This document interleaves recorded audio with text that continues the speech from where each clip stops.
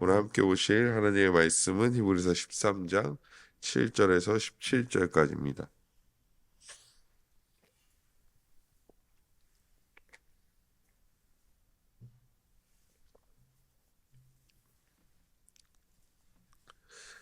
우리 한 절씩 교독하시고 마지막 17절을 함께 읽도록 하겠습니다. 제가 먼저 7절 읽겠습니다. 하나님의 말씀을 너희에게 일러주고 너희를 인도하던 자들을 생각하며 그들의 행실의 결말을 주의하여 보고 그들의 믿음을 본받으라.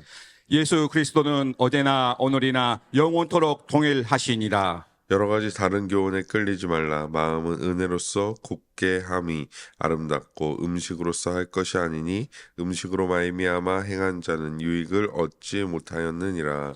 우리에게 제단이 있는데 장막에서 섬기는 자들은 그 제단에서 먹을 고난이 없나니 이는 죄를 위한 짐승의 피는 대제사장이 가지고 성소에 들어가고 그 육체는 영문 밖에서 불사름이라. 그러므로 예수도 자기 피로써 백성을 거룩하게 하려고 성문 밖에서 고난을 받으셨느니라. 그런즉 우리도 그의 치욕을 짊어지고 영문 밖으로 그에게 나아가자. 우리가 여기에는 영구한 도성이 없으므로 장차 올 곳을 찾나니 그러므로 우리는 예수로 말미암아 항상 찬송의 제사를 하나님께 드리자. 이는 그 이름을 증언하는 입술의 열매니라. 오직 선을 행함과 서로 나누어 주기를 잊지 말라. 하나님은 이 같은 제사를 기뻐하시느니라. 함께요. 너희를 인도하는 자들에게 순종하고 복종하라. 그들은 너희 영혼을 위하여 경성하기를 자신들이 청산할 자인 것 같이 하느니라. 그들로 하여금 즐거움으로 이것을 하게 하고 근심으로 하게 하지 말라. 그렇지 않으면 너희에게 유익이 없느니라. 아멘. 오늘도 말씀과 기도로 하루를 시작하시는 성도님들을 주님의 이름으로 환영하고 축복합니다. 7절 말씀 보도록 하겠습니다. 7절에서 너희를 인도하던 자들을 생각하고 그들의 행실의 결말을 주의하고 그들의 믿음을 본받으라 라고 말씀하고 있는 것을 볼 수 있습니다. 여기서 그들이 누구인지는 특정할 수는 없으니까 특정할 수 없다라는 것이 사도 바울인지 아니면 베드로인지 이런 인물로서 특정할 수는 없습니다. 하지만 인도하던 자들이기 때문에 그들에게 복음을 전한 자들이나 또한 교회를 세운 자들을 의미할 것입니다. 그들에게는 인지가 되고 있는 자들이죠. 그러니까 히브리서 수신자들에게는 인지가 되고 있는 자들일 것입니다. 그들은 믿음으로 인내했고 고난과 환난 중에서도 히브리서 기자가 말한 것과 같이 믿음의 주요 온전케 하시는 이인 예수를 바라보며 믿음의 선한 길을 걸어갔을 것입니다. 그래서 히브리서 기자는 11장에 나오는 어쩌면 조금 시간상으로는 멀리 있는 자들에 대해서 11장에서는 이야기하였다면 오늘 13장에서는 그들보다는 11장에 나오는 자들보다는 조금 더 가까운 사람들, 그들이 충분히 인지할 수 있는 사람들, 그 사람들을 너희가 본받으라 라고 말씀하고 있는 것을 볼 수 있습니다. 또한 그들의 믿음을 그들과 같이 너희가 굳건하게 해야 한다. 그들이 교회를 세우고 교회를 지금껏 지켜왔던 것처럼 너희도 그런 믿음의 굳건함을 가져야 한다라고 말씀하고 있습니다. 그러다가 8절에 보면요. 갑자기 예수 그리스도에 대한 말씀을 전합니다. 사실 이 13장에 어제도 말씀드렸지만 약간 물론 순서상의 어떤 절차상의 순서상의 어떤 그런 게 아예 없는 것은 아니지만 이렇게 좀 갑자기 이야기가 전환되는 경우들이 있습니다. 그래서 7절 말씀과 또 8절 말씀은 조금은 또 다른 맥락으로 흘러가게 되는데요. 그래서 예수 그리스도는 어제나 오늘이나 영원토록 동일하다라고 말씀하고 있는 것을 볼 수 있습니다. 이를 뒤와 연결시키면 이제 예수 그리스도에 대한 이야기를 이어가는 거고요. 앞에 7절과 연결시키면 이렇게 볼 수 있습니다. 11장에 나왔던 사람들, 또 앞에 7절에서 말했던 믿음의 사람들, 그들이 바라봤던 예수 그리스도와 우리가 또한 히브리서 수신자들이 바라보는 그리스도는 동일하신 분이시니 믿음의 주요 온전케 하시는 이인 예수를 너희가 온전히 바라보아야 한다라고 말씀하고 있는 것입니다. 그래서 갑자기 예수 그리스도가 등장한 것처럼 보이지만 사실은 또한 이 8절의 말씀을 통해서 7절의 말씀과 뒤에 나올 이 말씀을 자연스럽게 이어주고 있는 것이라고 볼 수 있습니다. 다시 한번 8절에 좀 집중해서 보면요. 예수 그리스도는 어제나 오늘이나 영원토록 동일하신데요. 이 영원토록 동일하시다라는 것은 단순히 영원이라는 시간 동안 동일한 어떤 맥락을 가지고 계시다라는 것도 마찬가지이지만 예수 그리스도는 영원, 즉 모든 시간 안에 이미 충만하신 분이라는 사실을 말씀해 주고 있습니다. 우리는 저 영원이라는 단어를 우리의 시간의 어떤 순서와 생각으로 바라보는 경우가 있죠. 왜냐하면 우리는 영원토록 할 수도 없을 뿐만 아니라 우리가 이 시간에 있다면 다른 시간에는 우리가 있을 수 없다라는 것이죠. 하지만 예수 그리스도는 모든 시간 안에 영원이라는 어떤 그 단어 안에 충만하신 분이시기 때문이라는 것이죠. 그렇기 때문에 그 동일하심이 모든 영혼에도 동일하게 적용된다라는 것입니다. 우리에게도 마찬가지입니다. 때로는 주께서 연약해지고 때로는 과해지시는 분이 아니라는 것이죠. 아니면 점차적으로 이 동일성을 만들어 가시는 분도 아니라는 것입니다. 그가 창세 전부터 계셨기 때문에 그가 늘 하나님께서 나오셨기 때문에 그는 창조주이시며 언제나 동일하시다라는 것입니다. 언제나 동일하게 아버지께서 자신들에게 주시는 사람들을 사랑으로 감싸고 인도하십니다. 요한복음 17장 11절 말씀을 우리 함께 읽어보도록 하겠습니다. 시작. 나는 세상에 더 있지 아니하오나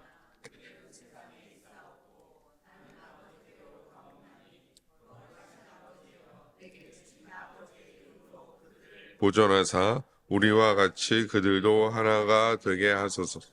아멘. 27장 요한복음 17장은 우리가 잘 알다시피 그리스도의 대제사장적인 기도입니다.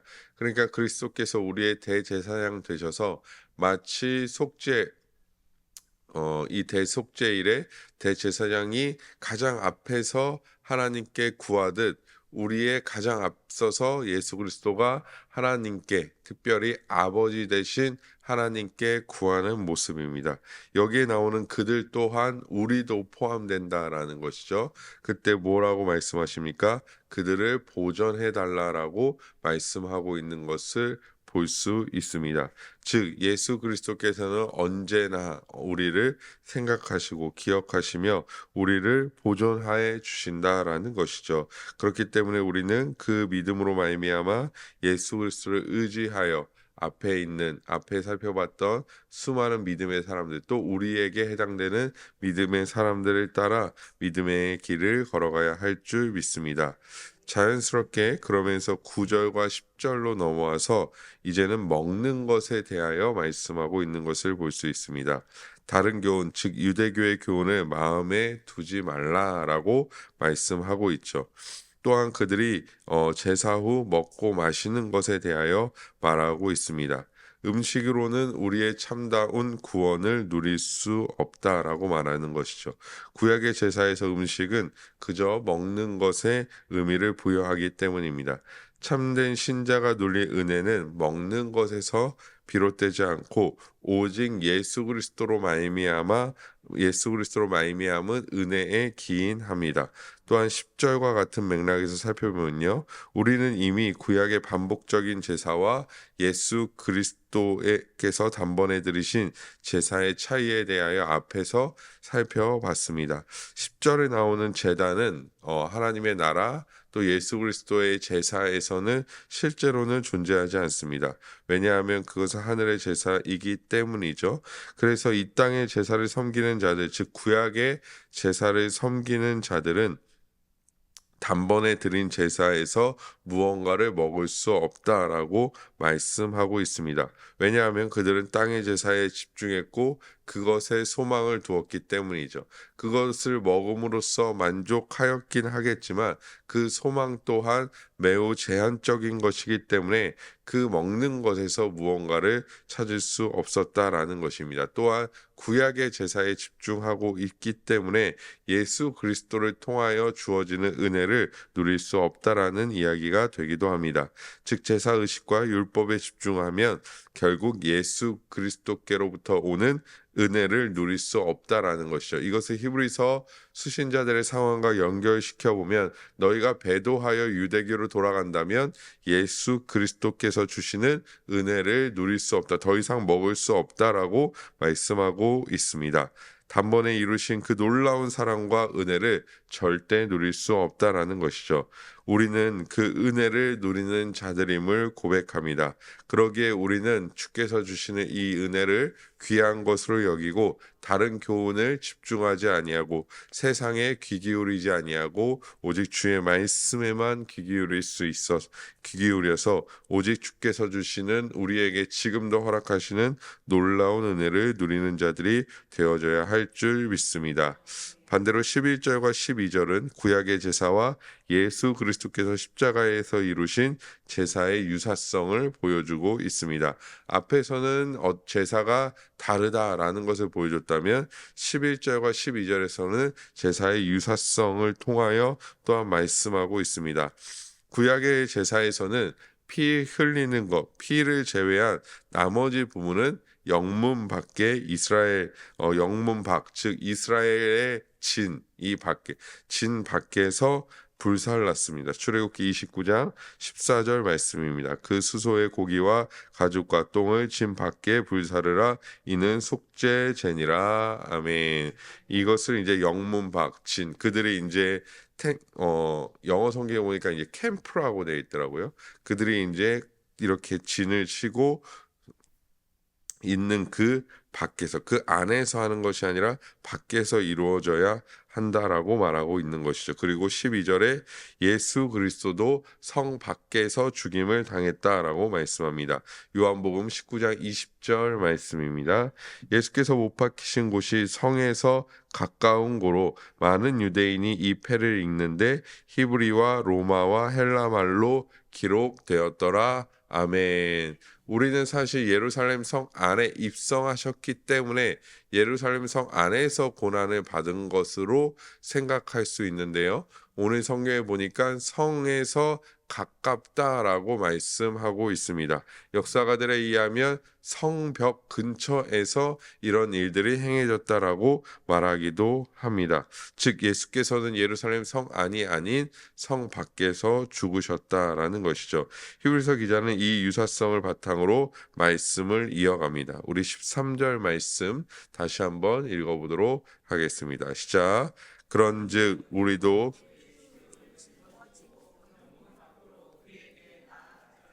아멘. 물론 예수 그리스도께서 실제로 계신 것은 아닙니다. 하지만 이렇게 표현한 이유는 무엇입니까? 두 가지 정도로 해석될 수 있는데요. 첫 번째는 그리스도의 고난에 동참하는 것입니다.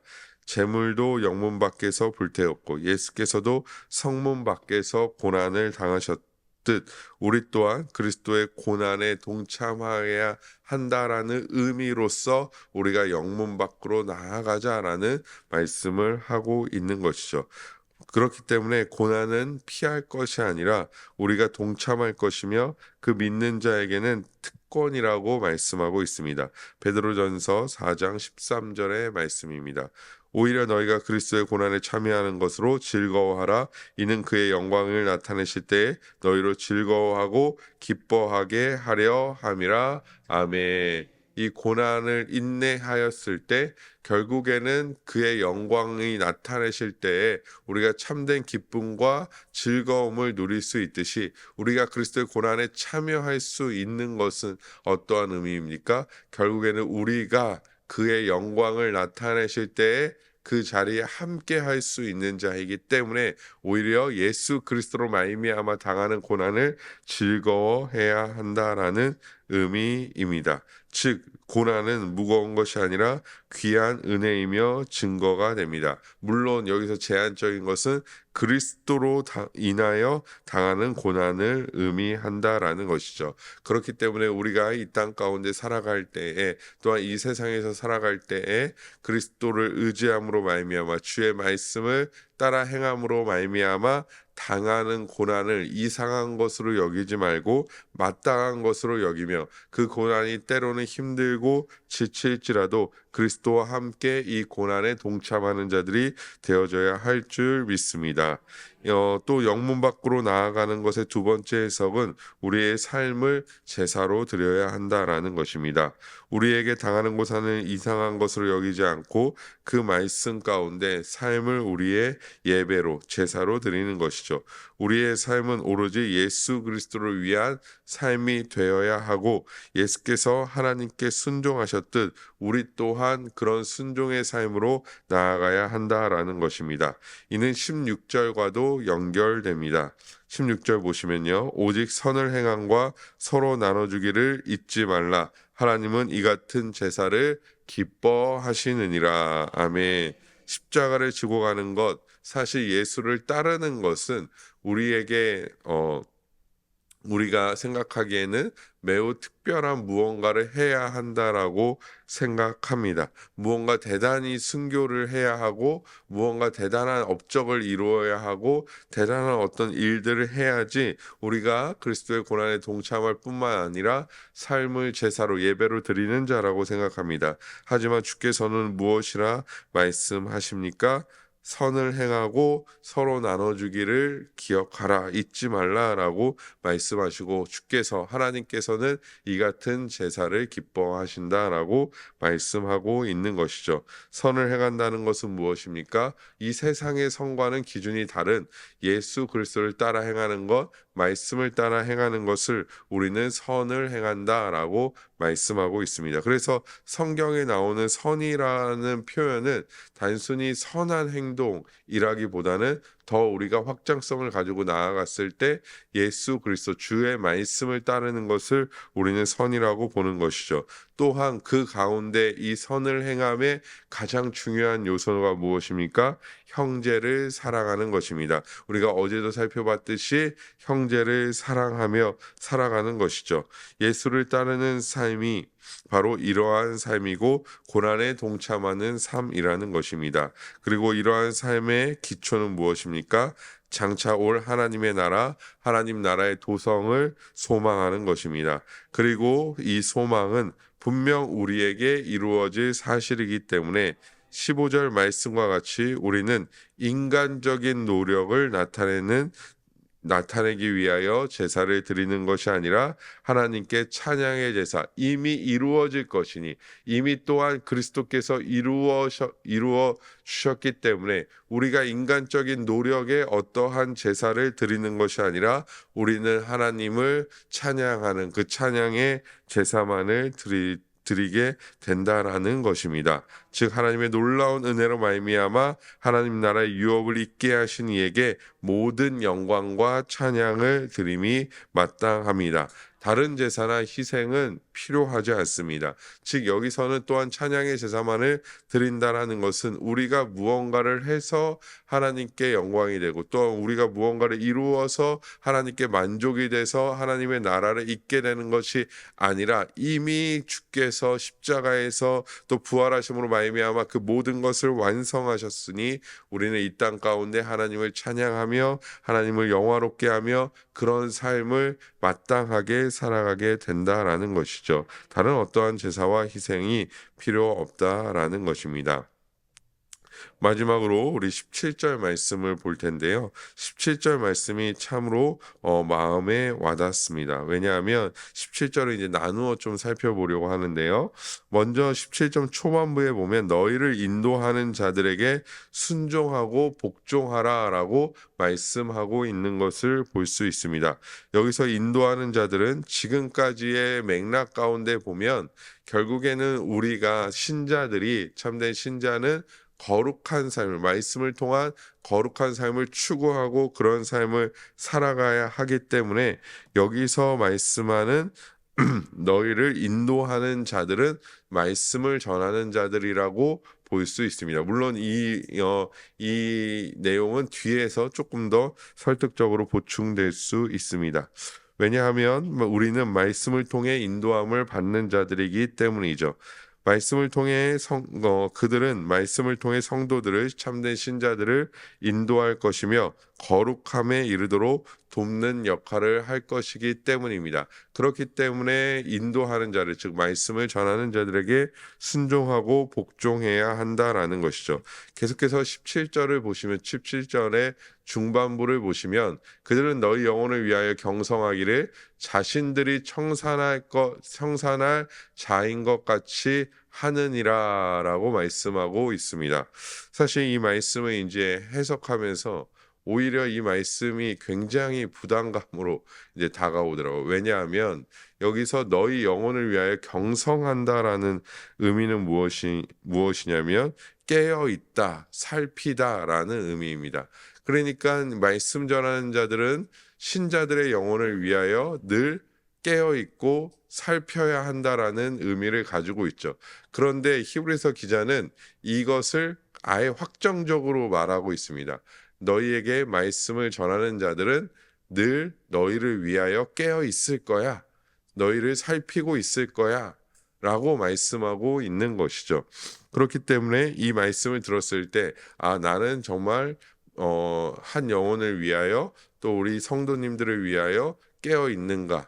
깨어서 말씀을 준비하고 있는가? 말씀을 살피고 있는가라는 생각을 이 말씀을 준비하면서 자연스럽게 하게 되는 것이죠. 즉 말씀을 전하는 자들이 깨어서 마치 자신이 일인 것처럼, 또한 뒤에 보시면 자신들이 청산할 자인 것 같이 한다라는 표현은 마치 자신들이 심판대 앞에, 물론 이제 말씀 전하는 자들도 심판대 앞에 설 것이지만요, 심판대 앞에 설 것처럼 말씀을 준비하고 선포할 것이라고 확신하고 말하고 있기 때문입니다. 즉 말씀 전하는 자들이 늘 깨어 있고 또 자신들이 마치 심판을 당할 자인 것처럼 이 말씀을 준비하고 너희들에게, 우리 신자들에게 선포하고 있기 때문에 그들에게 순종하고 복종해야 한다라고